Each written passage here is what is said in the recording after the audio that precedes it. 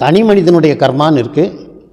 இப்போ ஒருவருடைய கர்மா இன்னொருவரை பாதிக்கும் அப்படின்னா பாதிக்குமான்னு ஒரு கேள்வி வரும்.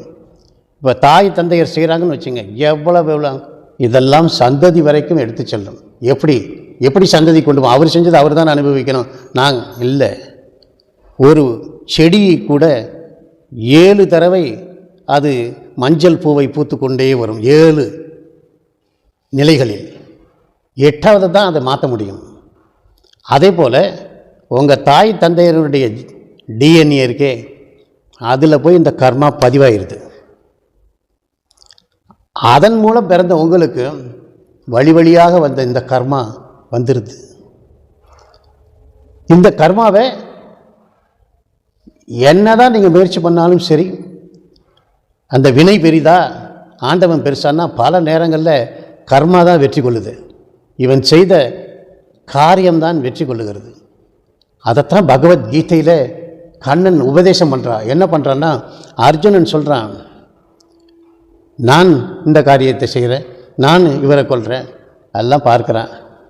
எப்போ ஒரு கொலை செய்கிறான் என்று சொன்னால் ஃபஸ்ட்டு அக்யூஸ்டு யார் அவனை வெட்டினான்னா அவன் தான் ஃபஸ்ட்டு அக்யூஸ்டு. அவன் சொல்கிறான், நான் வெட்டினேன், ஆனால் என்னை வெட்ட சொன்னது இந்த ஆளுன்னா அவனையும் பிடிச்சிடுவான் அக்யூஸ்டு. யார் இந்த செயலை செஞ்சானோ ரெஸ்பான்சிபிலிட்டி அவன் தான் பொறுப்பு. யார் பொறுப்பாக இருக்கிறானோ அவன் தான் தண்டனை அனுபவிக்கணும். இது கர்மச்சட்டம்.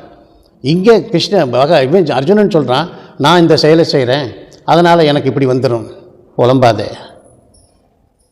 You are not the doer. நீ செயலை செய்யலை, நீ வெறும் கருவி மட்டும்தான். எல்லாத்தையும் கிருஷ்ணார்ப்பணம்னு செய்ய. நான் தான் ரெஸ்பான்சிபிலிட்டி, எனக்கு தான் பொறுப்பு. உனக்கு ரெஸ்பான்சிபிலிட்டி எதுவுமே கிடையாது. நான் சொல்கிறத செய், கர்மா உன்னை பாதிக்காது. அந்த கர்மத்தினுடைய பலன் யாவும் என்னிடம்தான் வரும், நான் பார்த்து கொள்கிறேன். நிஷ்காம கர்மம், பலனை எதிர்பார்க்காத ஒரு கர்ம வினையை நீ ஆற்று அப்படிங்கிற. அப்போ தான் அர்ஜுனனுக்கு புரியுது, ஓஹோ எது நடந்தாலும் சரி கிருஷ்ணன் பார்த்துக்குவான், பகவானுக்கு தான் போய் சேரும். ஈஸ்வர அர்ப்பணமாக செய்யுது, அம்பாள் அர்ப்பணமாக செய்கிறது. அப்படி செய்யும் பொழுது வினை தாக்குவதில்லை.